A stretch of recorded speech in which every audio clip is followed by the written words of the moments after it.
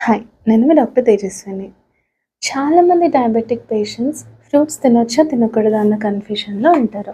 వాళ్ళు అడిగే క్వెషన్ కూడా ఎలా ఉంటదంటే, మేడం స్వీట్స్ తినకూడదు, ఐస్ క్రీమ్స్ తినకూడదు, కనీసం ఫ్రూట్స్ కూడా తినకూడదా మేడం? అని అడుగుతూ ఉంటారు. యాక్చువల్లీ డయాబెటిక్ వాళ్ళు ఫ్రూట్స్ తినకూడదు అని ఏం లేదు.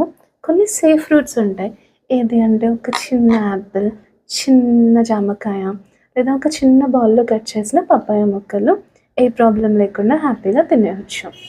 కొన్ని ఫ్రూట్స్ అయితే తినకూడదు. ఎలాంటిదంటే మ్యాంగో కానీ, సీతాఫల్ కానీ, పనసపండు కానీ వీటిలల్లో హై షుగర్ కంటెంట్ ఉంటుంది.